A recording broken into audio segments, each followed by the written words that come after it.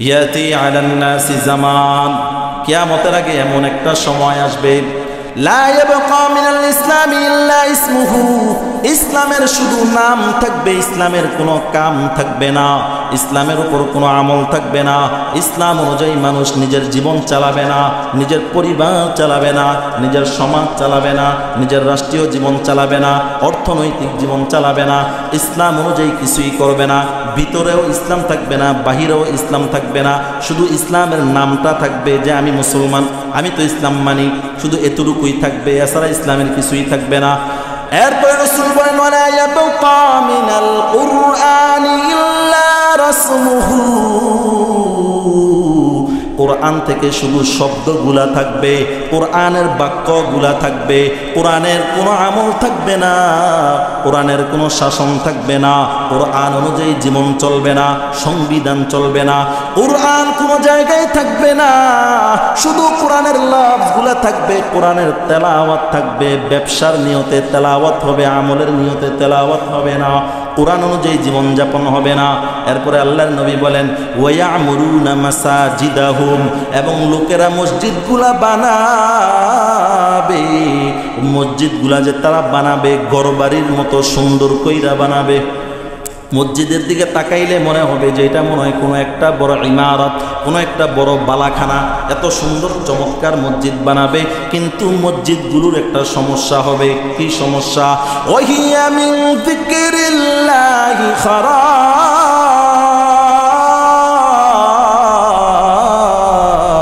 ওই মসজিদগুলোর মধ্যে আল্লাহর ইবাদত থাকবে না, আল্লাহর জিকির থাকবে না। আমাদের বাংলাদেশের কিছু কিছু আমাদের মসজিদগুলো দেখলে এটা মনে হবে না আমাদের বাংলাদেশে এখনো কিছু আছে। আপনি অন্যান্য রাষ্ট্রগুলোতে যান আজারবাইজান গেলে দেখবেন মসজিদের গেইটের মধ্যে মদের দোকান। জোরে কোন নাউজুবিল্লাহ। মসজিদের গেইটে কিসের দোকান? মদের দোকান। ওয়াহিয়া মিন যিকরিল্লাহি খারাব, আল্লাহর কোনো জিকির থাকবে না। আল্লাহ নবী সাল্লাল্লাহু আলাইহি ওয়াসাল্লাম জানায়া দেন কিয়ামতের আগে যখন এমন একটা সময় চলে আসবে গো, ইসলামের শুধু নাম থাকবে, আমল থাকবে না, কোরআনের শুধু শব্দগুলা থাকবে, কোরআনের উপর আমল থাকবে না, কোরআনের শাসন থাকবে না। এখন দেখেন বর্তমানে তাই হচ্ছে। 200 কোটির কাছে মুসলমান, অথচ বিশ্বের কোন জায়গায় মুসলমানদের খেলাফত নাই। ঠিক কিনা? ঠিক কিনা? জোরে কর। ইসলামী রাষ্ট্র নাই, ইসলামী আইন নাই, ইসলামী খেলাফত নাই। তাহলে ইসলাম আছে কিন্তু ইসলামী কি নাই? শাসন নাই। আল্লাহ নবী এটাই বললেন। আমরা যখন কালেমা পড়ছি তার মানে হলো এক আল্লাহ ছাড়া কাউকে শাসক মানি না, কিন্তু আমরা হাজার শাসক বানায় রাখছি। আল্লাহকে বাদ দিয়ে তাদের কথা মানি। আমরা লা ইলাহা ইল্লাল্লাহ পড়ছি তার মানে কি? এটা আল্লাহর সাথে একটা প্রতিজ্ঞা। আল্লাহ, আমি একমাত্র আপনাকেই মানি, আপনাকে ছাড়া আর কোনো শাসন মানি না, কোনো তন্ত্র মানি না, কোনো ব্যক্তি মানি না, কোনো শক্তিকে আমি পরোয়া করি না, একমাত্র আপনাকেই পরোয়া করি। কিন্তু পরিশেষে দেখা গেল আমরা আল্লাহকেও মানি, আরেকজনকেও মানি। যখন কেউ আল্লাহর সাথে কোরআনের সাথে অন্য কোনো বিধান মানবে, কিছু ইসলাম মানবে, কিছু আরেকজনের মানবে, আল্লাহ বলেন সে মুরতাদ হয়ে যায়। আল্লাহ তাআলা বলেন যালিকা বিআন্নাহুম ক্বালু লিল্লাযীনা কারিহু মা নাযালাল্লাহ সানুতিউকুম ফি বাদিল আমর। আল্লাহ রাব্বুল আলামিন বলেন এই লোকেরা মুরতাদ হয়ে গেছে, কারণ হলো তারা যখন বলছে কিছু ইসলাম মানলাম আর কিছু তোমাদের কথা মানলাম, তোমরা যেটার অনুমতি দিবা ইসলাম থেকে শুধু ততটুকু মানব, আর যেই বিষয়ের অনুমতি তোমরা দিবা না ওই বিষয়টা আমরা ইসলাম থেকে বর্জন করব, ইসলামের ওই বিষয়টা আমরা মানব না। এইভাবে যখন মুসলমানরা তাদের কথা অনুযায়ী জীবনযাপন করবে, আল্লাহ রাব্বুল আলামিন বলেন সাথে সাথে তারা মুরতাদ হয়ে যাবে। নাউজুবিল্লাহ। কি মানলে? কিছু তাদেরটা, কিছু ইসলামের। নামাজ ইসলামের, এরপর রোজা ইসলামের, এমনিভাবে কুরবানি ইসলামের, হজ ইসলামের, কিন্তু আবার শাসন তাদের, শাসন তাদের, বিধান তাদের, বিচার তাদের, পর্দা তাদের, এগুলো আবার তাদের, কিন্তু এখানে আবার কিছু ইসলামের। এইভাবে জীবনযাপন যারা করবে আল্লাহ বলেন তারা মুরতাদ হয়ে যাবে। আল্লাহ তাআলা আমাদেরকে হেফাজত করেন বলে আমিন। আলহামদুলিল্লাহি নাহমাদুহু ওয়া নাস্তাঈনুহু ওয়া নাস্তাগফিরুহু ونؤمن به ونتوكل عليه ونعوذ بالله من شرور أنفسنا ومن سيئات أعمالنا من يهد الله فلا مضل له ومن يضلله فلا هادي له ونشهد أن لا إله إلا الله وحده لا شريك له ونشهد أن سيدنا وسندنا وحبيبنا وطبيبنا وطبيب قلوبنا وأولانا ومولانا محمدا عبده ورسوله صلى الله تعالى عليه وعلى آله وأصحابه وبارك وسلم تسليما كثيرا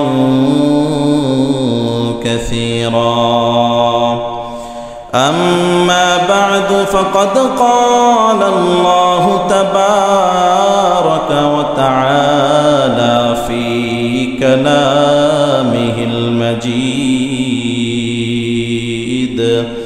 وفرقانه الحميد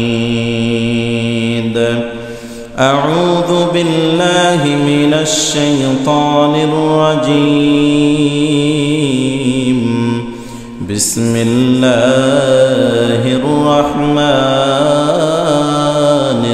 الرحيم ذلك بأنهم قالوا للذين كرهوا ما نزل الله سنطيعكم في بعض الأمر وقال رسول الله صلى الله عليه وسلم يأتي على الناس زمان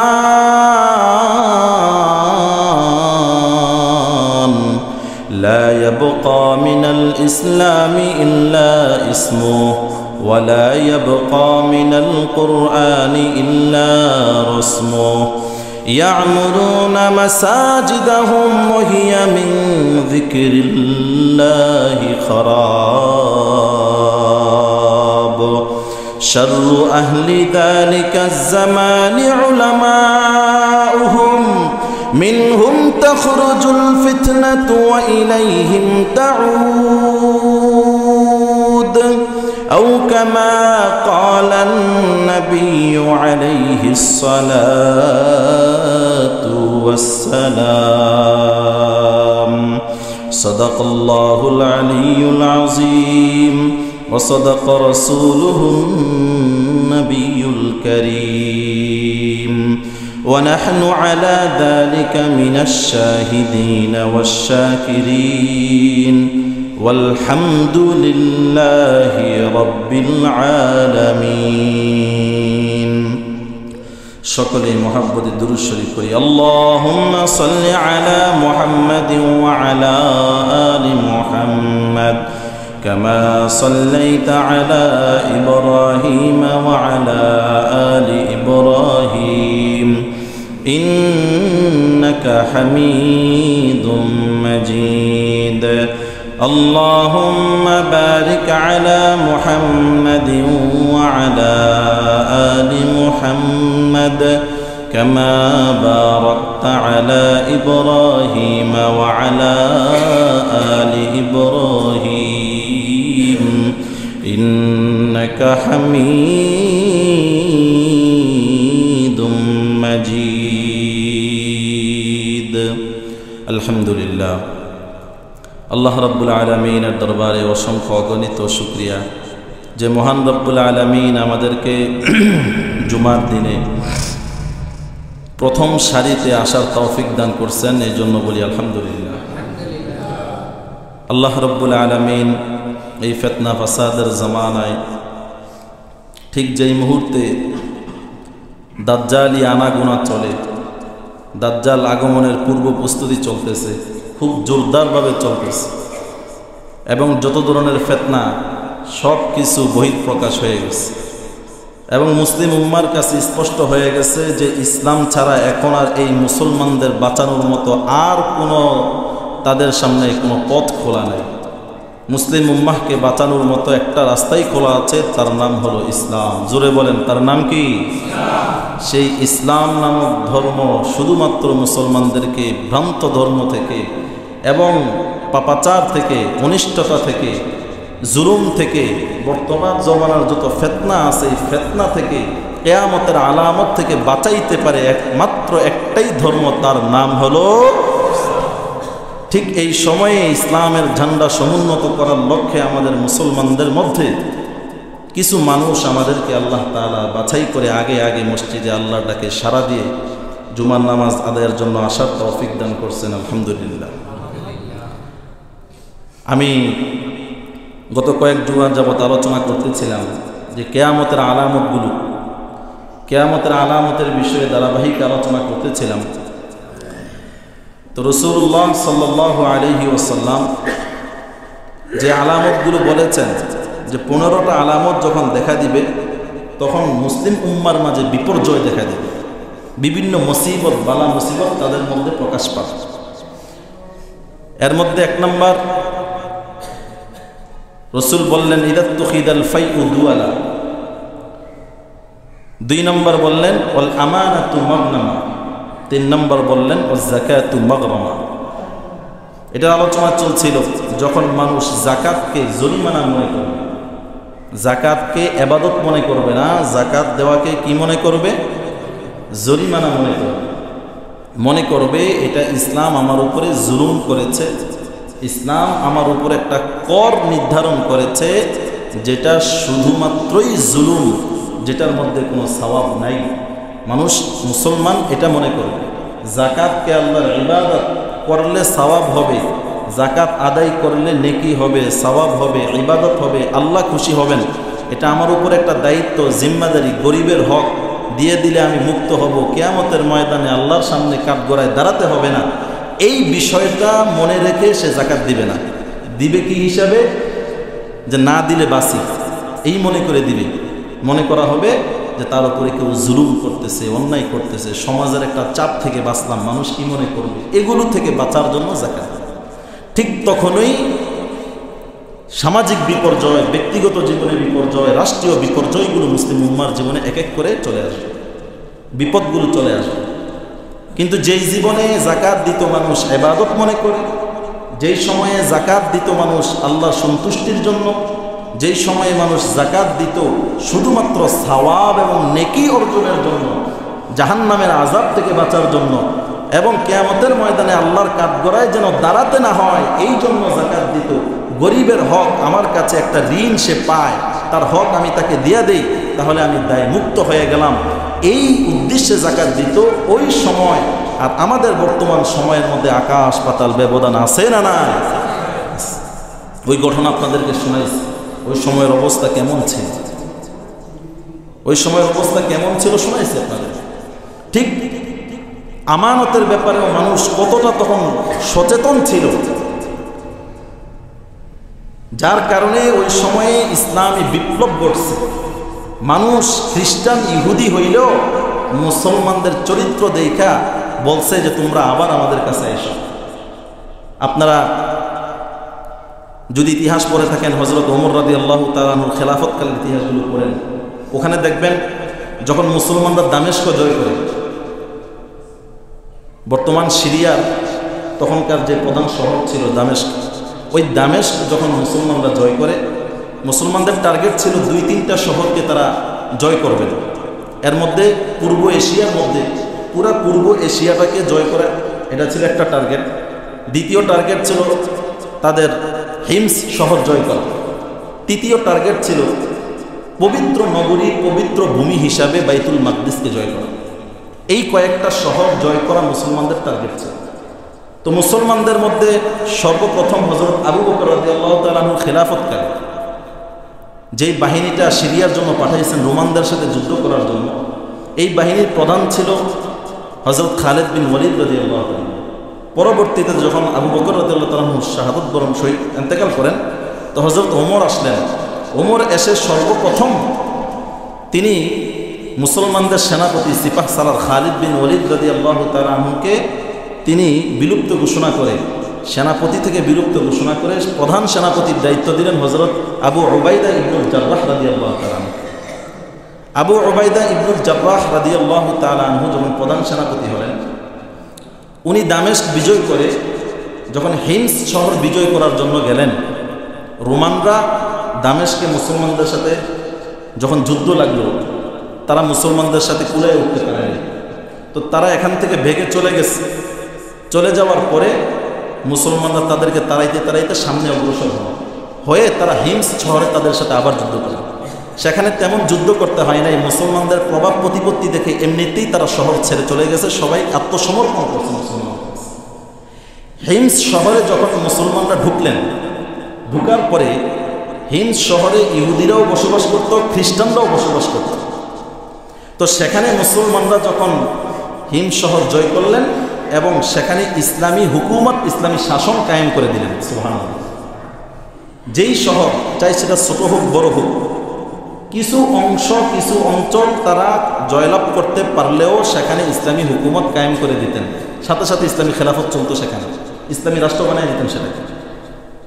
তো হিমস শহরে মুসলমান যারা সেনাবাহিনী ছিলেন, মোট 36,000 মুসলমান ছিলেন। সিরিয়া বিজয়ের জন্য মদিনা থেকে 36,000 মুসলমানদেরকে পাঠানো। সেখানে যাওয়ার পরে মুসলমানদের সকলেই হিমস শহরের পাশে তাঁবু গেড়ে সেখানে সবাই বসবাস করতেন। আর হিমস শহরের যারা ইহুদি খ্রিস্টান ছিল, তাদের যেহেতু নিরাপত্তা দিছে, এই জন্য তাদের থেকে জিজিয়া নিছেন মুসলমানরা। জিজিয়া নিছেন, ওই জিজিয়া নিয়ে সরকারি কোষাগারে জমা করে দিয়েছেন। এখন এই ইহুদি খ্রিস্টান যারা এর ভিতরে আছে হিমস শহরে, এদের নিরাপত্তা দিবে মুসলমানরা, যেন এদের উপর কোনোভাবে আক্রমণ না হয়, এদের সম্পদ লুণ্ঠন না হয়, সব কিছু মুসলমানরা দেখাশোনা করবে। তো চলতেছে এভাবে। তো হঠাৎ রোমানরা মুসলমানরা যেহেতু তাদের শহরগুলো দখল করে নিয়েছে, তো রোমানরা এই জন্য ভিতরে ভিতরে জ্বলতেছিল যে এর প্রতিশোধ নিতে হবে। তো তারা শহর ছেড়ে গেছে, বিভিন্ন জায়গায় ছড়াইয়া ছিটিয়া ছিল। তো সবাইকে একত্রিত করা হয়েছে, করে তারা পরিকল্পনা করছে যে মুসলমানদের বিরুদ্ধে একটা তুমুল লড়াই করতে হবে। তো সবাই একত্রিত হয়ে মুসলমানদের বিরুদ্ধে তারা লড়াই করার জন্য প্রস্তুত হয়েছে। তাদের সৈন্যবাহিনী ছিল, সেনাবাহিনী ছিল মোট 4 লাখ, আর মুসলমানদের সৈন্য হলো কত? 36,000।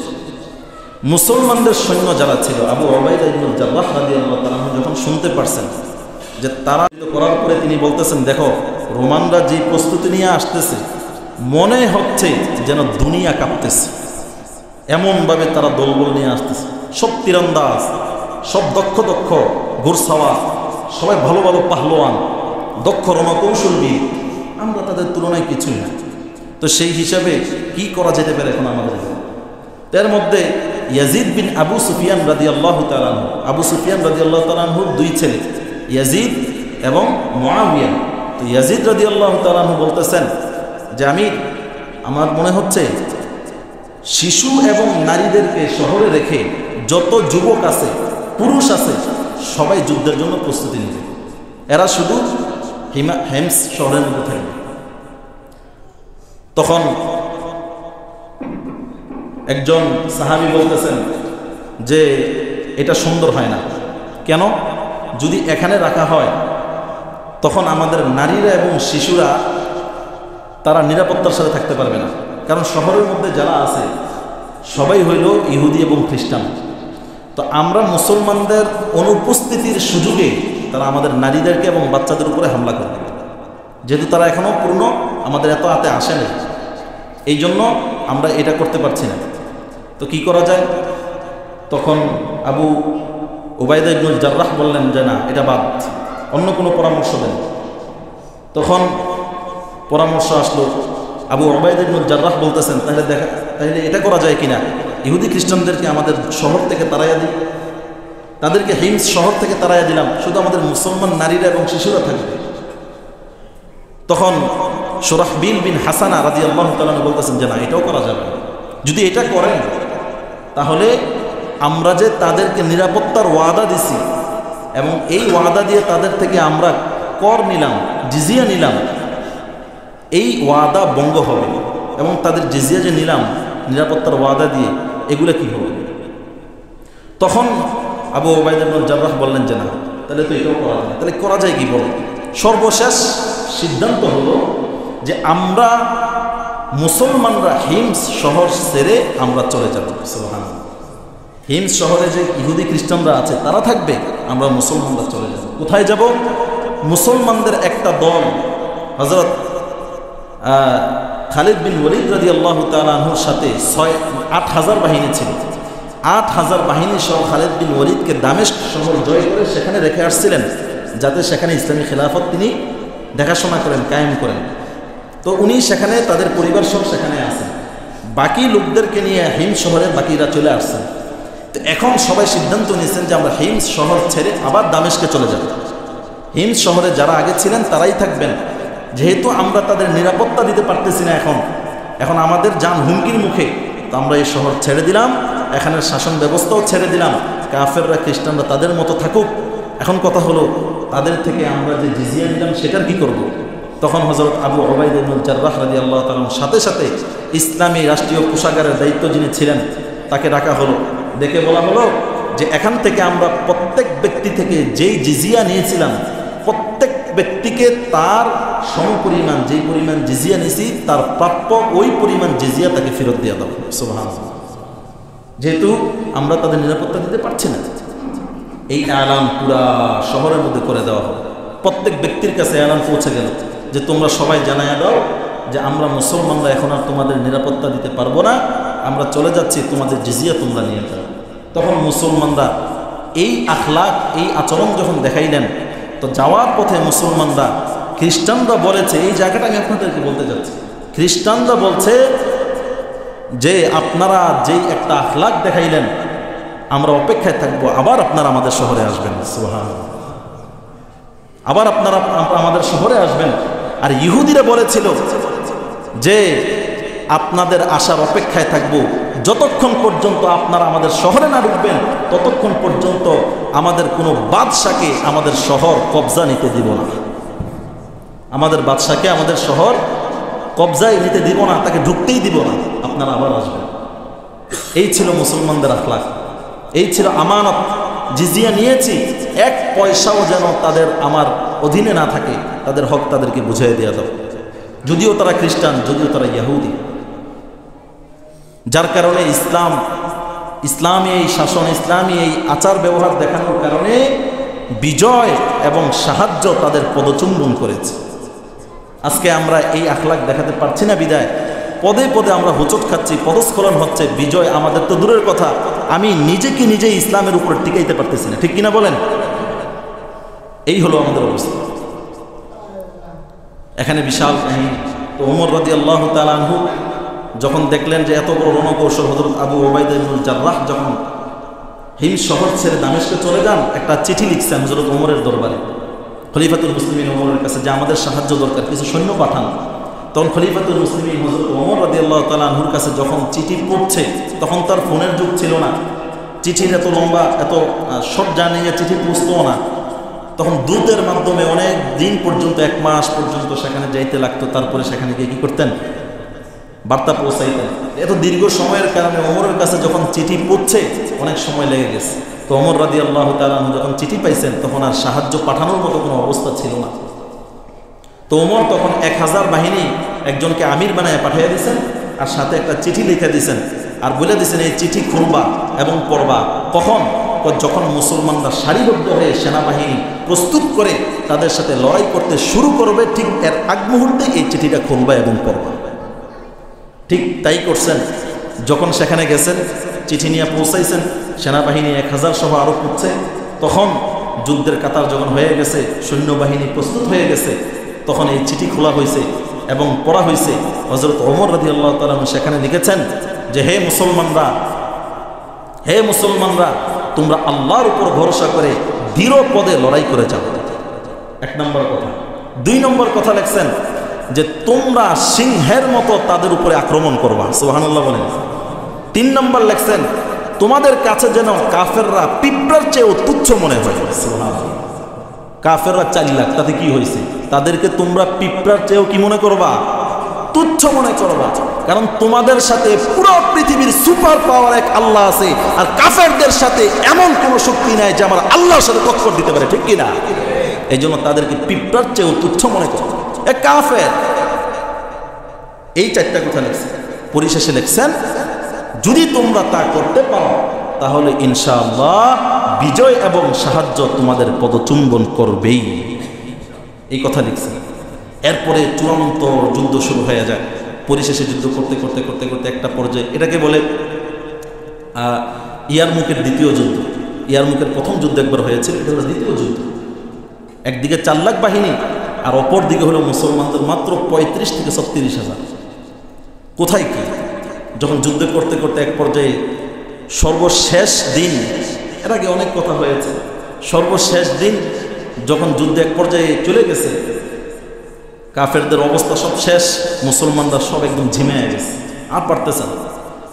এই মুহূর্তে যখন চলে গেছে, তখন কাফেরদের, খ্রিস্টানদের, রোমানদের যে প্রধান ছিল সিপাহ সালাত, সেনাপতি, সে তখন মুসলমানদেরকে থামায়া তখন একজন দূত পাঠায়া বলছে যে আমাদের কাছে আপনারা দূত পাঠান, আমরা সন্ধি করতে চাই। তখন মুসলমানদের পক্ষ থেকে খালিদ বিন ওয়ালিদকে পাঠানো হয়েছে। তিনি গিয়া যখন সেই সেনাপতির সাথে কথা বলছে, বলার পরে ওই রোমান সেনাপতি ইচ্ছে পাওয়ার নিয়ে বলতেছে, যারে তোমাদের পার্শ্ববর্তী এলাকা পারস্য, তোমাদের পার্শ্ববর্তী রাজ্য, হ্যাঁ, সেখানে তোমরা পারস্যের সাথে পারো না, অন্যান্য আরব গোষ্ঠীর সাথে তোমরা না লড়ে পুরা বিশ্বের মধ্যে প্রথম সুপার পাওয়ার সবচেয়ে বড় শক্তিশালী রাজ্য যেটা রোমান রাজ্য, তার সাথে লড়তে আসছো। অথচ আমাদের রোমানদের সব হলো উন্নত কৌশলী, আর তোমরা তো দুর্বলের জাতি, খাবারে দুর্বল, পোশাকে দুর্বল, তোমরা স্বাস্থ্যে দুর্বল, সব দিক থেকেই দুর্বল, তোমাদের বাহনও নাই, তোমাদের ঘোড়াও নাই, তোমাদের অস্ত্রশস্ত্রও নাই, তোমরা কি যুদ্ধ করবে আমাদের সাথে? তখন সে ওই ব্যক্তি আরো বলেছিল যে তোমাদের মধ্যে কিছু লোককে তো আমরা সাহায্য করেছি, তোমাদের আরব থেকে অনেকে আমাদের কাছে আসছে, আমরা তাদেরকে সাহায্য করছি, তারা আমাদের এখানে থেকে আস্তে আস্তে বড় হয়েছে, তো তোমরা আমাদের সাথে লড়তে আসছো। এই জন্য সবচেয়ে ভালো কথা কি আমি বলে দেই, তোমাদের যে প্রধান সেনাপতি আছে তাকে 10,000 দিরহাম দিল, আর তোমাদের যে অন্যান্য সেনাপ্রধান আছে তাদেরকে আমরা 1000 দিরহাম করে দিল, আর সাধারণ যে সৈন্যবাহিনী আছে তাদেরকে 100 দিরহাম করে দিয়ে দিব, তোমরা চলে যাও। তখন খালিদ বিন ওয়ালিদ বলছেন, শোনো, তুমি আমাদেরকে যে তুচ্ছ তাচ্ছিল্যের কথা বলছো না, যে আমরা নোংরা ছিলাম, খারাপ ছিলাম, আমরা খারাপ জাতি, এই আমরা এর চেয়েও খারাপ ছিলাম। আমরা তো রাখাল ছিলাম, আমরা তো মানুষের হত্যা, লুণ্ঠন, গুম করা ছাড়া কিছুই বুঝতাম না, আমরা মরা গোশত খাইতাম, মরা প্রাণীর গোশত খাইতাম। কিন্তু আল্লাহ রাব্বুল আলামিন ইহসান করে, অনুগ্রহ করে এমন একজন নবী আমাদের কাছে পাঠাইছেন, তিনি আমাদেরকে হেদায়েতের রাস্তা দেখাইছেন, তিনি আমাদেরকে সরল সঠিক পথ দেখাইছেন, তিনি আমাদেরকে সঠিক পথের দিশা দিয়েছেন। আমরা হক বুঝছি, আমরা জান্নাত বুঝছি, জাহান্নাম বুঝছি, আমরা তারপরে ওনার কথা অনুযায়ী, ওনার দিক নির্দেশনা মেনে আমরা আল্লাহ তাআলার অনুগ্রহ পাইছি। এখন আমরা আলহামদুলিল্লাহ আমরা জান্নাতের রাস্তায় আছি, আমরা জান্নাতেই যেতে চাই। এই জন্য আমরা বলি, আমরা এই ইসলামের বাণী সবার কাছে পৌঁছায় দিব। এই ইসলামের বাণী রসুল বলেছেন সবার কাছে আমরা পৌঁছায় দিব, প্রত্যেকটা জায়গায় জায়গায় ইসলামের বাণী পৌঁছাবো। যারা ইসলাম কবুল করবে তারা আমাদের ভাই হয়ে যাবে, আর যারা ইসলাম কবুল করবে না তারা আমাদের দুশমন হবে। আর যদি ইসলাম কবুল নাও করে, আমরা তাদেরকে জিজিয়া আদায়ের মাধ্যমে নিরাপত্তা দেওয়ার চেষ্টা করব। কিন্তু এরপরও যদি তারা ভঙ্গ করতে চায়, তাহলে তাদের সাথে আমাদের একমাত্র ফায়সালা হবে তরবে। এই কথা শোনার পরে যখন সে বুঝলো যে না, কাজ হবে না, তখন সে চিন্তা করলো যে না, এখন আমাদেরকে তার সাথে লড়াই নামতে হবে। এখন রোমানরা যখন পুরো বিপ্লবের সাথে লড়াই শুরু করে দিল, মুসলমানরা লড়াই করতে করতে সর্বশেষ দিন ঠিক আসরের সময় হয়ে গেছে, আর অল্প সময় বাকি আছে, সন্ধ্যা হলে যুদ্ধ শেষ, এর আগের থেকেই সিস্টেম। তখন মুসলমান হযরত খালিদ বিন ওয়ালিদ রাদিয়াল্লাহু তাআলা সবাইকে ডাক দিচ্ছে। ডাক দেওয়ার পরে বলতেছে, শোনো, রোমানদের যে শক্তি দেখানোর সব দেখাই ফেলছে, আর কিছু নেই, যতটুকু তোমরা দেখছো এটাই তাদের শক্তি, এরপরে আর কিছু নাই, ভয় পাওয়ার কিছু নাই। এখন সবাই জোর কদমে একটা হামলা চালাও, তারা খতম। একটা হামলা চালাও, তারা খতম। শুধু একটু মনকে মজবুত করো। তখন হযরত আবু উবাইদা ইবনুল জাররাহ, হযরত আমর ইবনুল আস রাদিয়াল্লাহু তাআলা বর্ণনায় আসছে, আমর ইবনুল আস রাদিয়াল্লাহু তাআলা তখন শুধু বলতেছিলেন, যুদ্ধ করতেছিলেন আর মজা নিয়ে বলতেছিলেন, ইন্নাল্লাহা আশতারা মিনাল মুমিনিন, এবং মাল কিনে নিছেন তাদেরকে জান্নাত দেওয়ার বিনিময়ে। সুবহানাল্লাহ। এই আয়াত পড়তেছিলেন আর সামনে আগাইতেছিলেন, আয়াত পড়তেছিলেন আর সামনে আগাইতেছিলেন। আরে জান যাবে তো মাল যাবে তো কি হয়েছে, জান যাবে তো জান্নাত আসবে, মাল যাবে তো জান্নাত আসবে, জীবন যাবে তো জান্নাত আসবে, পরিবার যাবে তো জান্নাত আসবে। আমি তো আল্লাহর সন্তুষ্টির জন্য রক্ত দিতেছি, আমি তো আল্লাহর সন্তুষ্টির জন্য কল্লা দিতেছি, আমার সব কিছু তো আল্লাহর জন্য, আমার এগুলা যাবে, আমি তো জান্নাত পেয়ে যাবো। সুবহানাল্লাহ। এই আয়াত পড়তেছিলেন আর সামনে আগাচ্ছিলেন। এক যুবক পাহলওয়ান সে এসে হযরত আবু উবাইদা ইবনুল জাররাহ, যিনি প্রধান সেনাপতি, তার কাছে এসে বলতেছেন যে আমি জীবন দেওয়ার জন্য প্রস্তুত হয়ে গেছি, আমি মুহাম্মদ সাল্লাল্লাহু আলাইহি সাল্লামের সাথে কিছুক্ষণ পরে মুলাকাত করব, আপনার যদি কোনো বার্তা আল্লাহর নবীর কাছে পৌঁছানোর থাকে আমাকে বলেন, আমি পৌঁছায় দেব। সুবহানাল্লাহ। তখন আবু উবাইদা ইবনুল জাররাহ বলতেছেন যে হে যুবক, আমি তোমার জন্য সালাম, তোমার জন্য হাজার সালাম, তোমার জন্য দোয়া করি, তুমি যাও। এরপরে বললেন, আমার পক্ষ থেকে আমার নবীর কাছে এই সালামটা পৌঁছাইবা যে আমি আল্লাহর নবীর রেখে যাওয়া পদ্ধতির উপরে আছি এবং এইভাবেই ইসলামের বিজয়ের ধারা আমি অব্যাহত রাখার জন্য ওয়াদা করেছি, এই পথেই আমি থাকবো ইনশাআল্লাহ। এই বার্তাটা তুমি পৌঁছাইয়া দিও। তারপরে যুবক যুদ্ধের ময়দানে ঢুকে গেলেন, সাথে সাথে শহীদ হয়ে গেছে। যখন মুসলমানরা এইভাবে প্রস্তুত হয়েছে, তখন খালিদ বিন ওয়ালিদ রাদিয়াল্লাহু তাআলা ঘোষণা দেওয়ার সাথে সাথে 1000 পাহলওয়ান মর্দে মুজাহিদ তৈরি হয়ে গেছে যে যুদ্ধের ময়দানে তারা লড়াই করবেন। যখন তারা লড়াই করতে করতে একটা পর্যায়ে দুইটা বাহু ছিল, ডান বাহু বাম বাহু, বাম বাহুওয়ালারা ভালোভাবে যুদ্ধ করতে করতে তারা কাফেরদেরকে পশ্চাৎ করেছে, কিন্তু ডান বাহুওয়ালারা তারা একটু দুর্বল হয়ে গেছে। কাফেররা লড়াই করতে করতে তাদেরকে পিছাইতে পিছাইতে মুসলমানদের তাঁবুর কাছে নিয়ে আসে। তাঁবুর ভিতরে মুসলিম মেয়েরা ছিল, মুসলিম বোনেরা ছিল, মুসলিম মায়েরা ছিল। যখন দেখছে মুসলমানরা পিছায় আসতেছে, তখন তাঁবুর খুঁটি উঠায় ফেলছে মুসলিম মায়েরা। খুঁটি উঠায় বলতেছে, আর এক পা পিছাইলে তোমাদেরকে আমরা পিটাবো। মুসলমানদেরকে বলতেছে, তোমরা যদি আর এক পা পিছাও তাহলে তোমাদেরকে আমরা কিন্তু পিটাবো। তখন এই কথা শোনার পরে মুসলমানদের গায়রত জাগে উঠছে, আত্মমর্যাদাবোধ জাগে উঠছে যে মহিলারা আমাদেরকে এই কথা বলতে পারে, না আর পিছানো যাবে না। সাথে সাথে খালিদ বিন ওয়ালিদ সহ 1000 বাহিনীর মধ্যে মুজাহিদ তৈরি হয়ে তাদের মাঝখানে এমন তুমুল লড়াই শুরু করেছে, সন্ধ্যা হওয়ার আগেই কাফেররা সব পালাইছে। মুসলমানদের বিজয় হয়ে গেছে। কাফেরদের 4 লাখ থেকে 1 লক্ষ সৈন্য নিহত হয়েছে, আর মুসলমানদের 36,000 বাহিনী থেকে 36,000 সৈন্য থেকে 3,000 সৈন্য শাহাদাত বরণ করেছে, আল্লাহর জান্নাতে চলে গেছে। এই ছিল মুসলমানদের গৌরব। আপনি হিসাব করেন, কোথায় 4 লাখ, কোথায় 36,000 মানুষ, তাদের সাথে কেমনে পান? বলেন, এখানে সাহায্য এবং বিজয় দেওয়ার মালিক কে? আল্লাহ।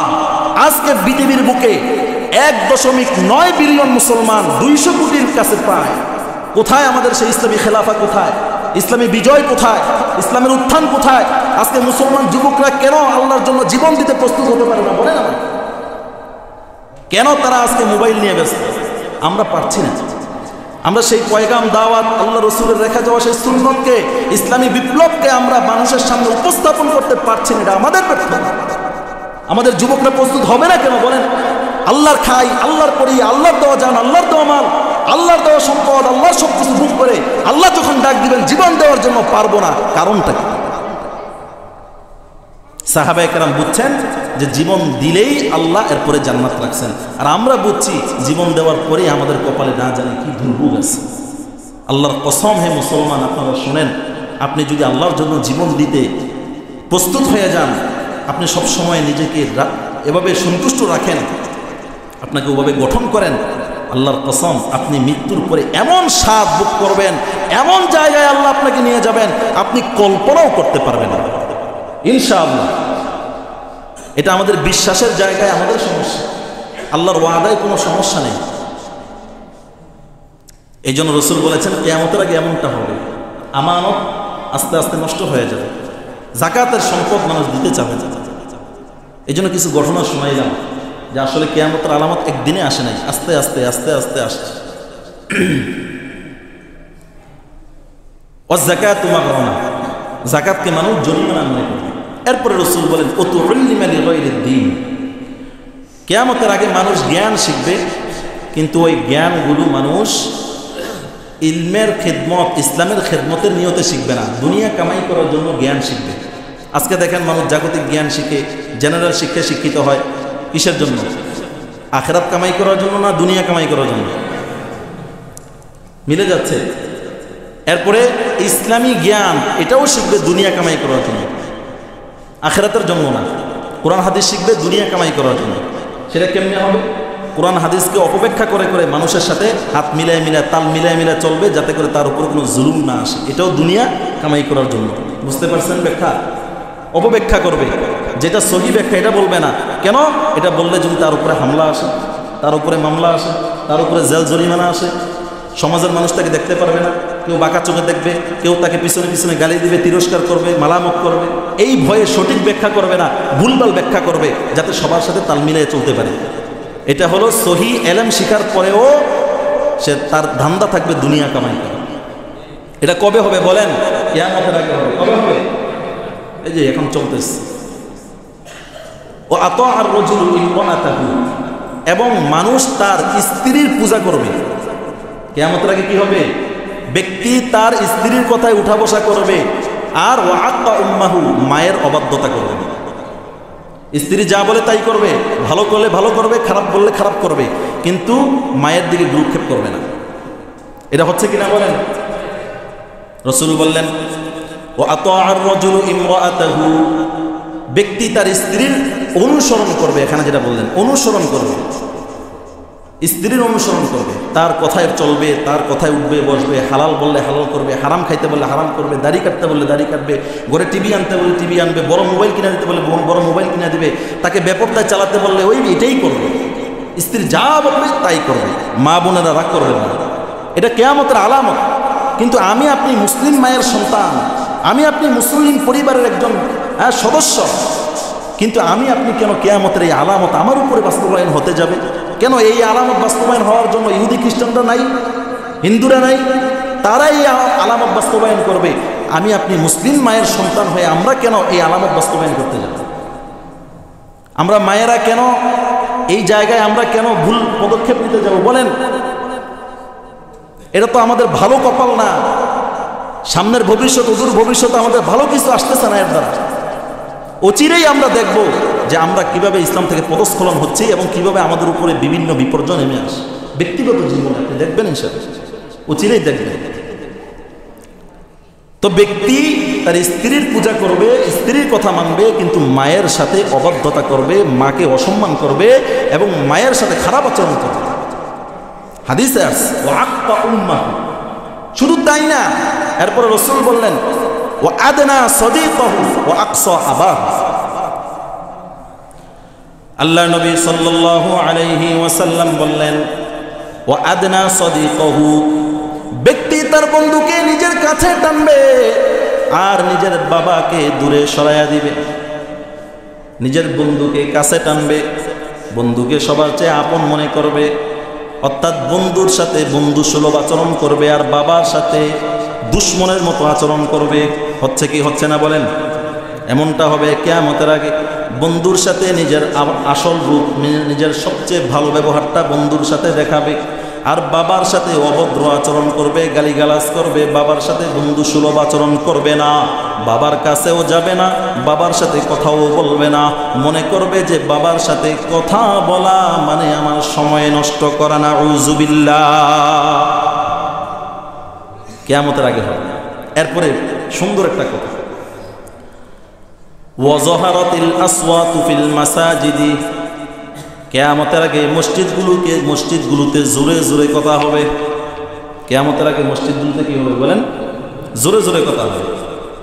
অন্য রিওয়ায়াতের মধ্যে আছে ওয়ারাফাআতিল আসওয়াতু ফিল মাসাজিদি, কিয়ামতের আগে মসজিদগুলোতে উঁচু আওয়াজে উঁচু গলায় কথা হবে। এইটা ভাই কিয়ামতের আলামত। এটা আমার আপনার দাপটশীল কোনো কথা না। এটা আমি আপনি যদি মসজিদের মধ্যে জোর গলায় কথা বলি, ওই জোর গলায় কথা বলাটা যখন বলা হবে মনে করতে হবে যে আমার দ্বারা কিয়ামতের আলামত প্রকাশ পাইতেছে। কিন্তু অনেক জায়গায় দেখা যায় জোরে কথা বলে নিজেকে নিজে মনে করে যে আমি বীরত্ব দেখাইতেছি। কেউ কয় না আমি কই মানে আমার প্রভাব বেশি, ঠিক কিনা কোন না? এই কথা মনে করা না, বরং যখন জোর গলায় কথা বলা হবে সবাই মনে করতে হবে এই লোকটা সবচেয়ে মসজিদের মধ্যে বড় নাফরমান, ঠিক কিনা? যে যত জোরে কথা বলবে বুঝতে হবে তার দ্বারা কিয়ামতে তত বড় আলামত প্রকাশ পায় যে যত জোরে কথা বলবে সে তত বড় গুনাহগার প্রমাণিত হবে, সে তত বড় নাফরমান প্রমাণিত হবে। এবং বুঝতে হবে এখানেই কিয়ামতের আলামত পাওয়া গেছে। এই জন্য কিয়ামতের আগে বলা হয়েছে মসজিদে জোরে জোরে কথা হবে, অনেক উচ্চ সুরে কথা হবে। হ্যাঁ, যদি কোনো প্রয়োজনীয় কথা হয় তাহলে যার সাথে প্রয়োজন তার কাছে গিয়ে আস্তে করে কানে কথাটা বললেই তো হয়ে যায়, ঠিক কিনা কোন? আর যদি দিনই দুনিয়াবি কথা তো বাদ, যদি ধর্মীয় কথা হয়, ইসলামিক কথা হয়, তারপরেও মসজিদের মধ্যে অন্য ইবাদত চলতেছে। আচ্ছা, ইসলামিক কথার মধ্যে সবচেয়ে দামি কথা কি? কোরআন তেলাওয়াত করা। এটা ধর্মীয় সবচেয়ে দামি ইবাদত না? হাদিসের মধ্যে আসছে, ফুকায়ে কেরাম লিখেছেন, কেউ যদি মসজিদের মধ্যে নামাজ পড়ে আর অন্যদিকে কেউ জোরে জোরে তেলাওয়াত করে, ওই তেলাওয়াতের কারণে যদি নামাজের মধ্যে ডিস্টার্ব হয়, ওই তেলাওয়াত করাও জায়েজ নাই, ওই তেলাওয়াত করাও কি নেই। আর সেখানে যদি অন্যান্য আখিরাতের আলোচনাও করেন কিন্তু নামাজে ডিস্টার্ব হয়, তাইলেও করা যাবে না। আর যদি দুনিয়ার আলোচনা হয় তাইলে করা যাবে। দুনিয়ার আলোচনা করা যাবে না, তাইলে তারা আগেই না। বরং জোরে জোরে কোনো কথা মসজিদে বলাই যাবে না। আপনি ভালো কথা বলেন আর খারাপ কথা বলেন, মসজিদে আসার সাথে সাথে মাথাটা নিচু করে সুন্দর করে ইবাদতের মধ্যে লাইগা থাকতে হবে, ঠিক কিনা? জিকির করবেন, তেলাওয়াত করবেন, ভালো ভালো কথা বলবেন। নিজের সাথে আরেকজনের যদি কোনো জরুরি কথা থাকে চুপে চুপে গিয়া বলবো, জোরে আওয়াজে আরেকজনের ইবাদতে বিঘ্নতা ঘটাবো না, ঠিক কিনা বলেন? এই কিয়ামতের আগে মসজিদগুলোতে জোরে জোরে কথা হবে।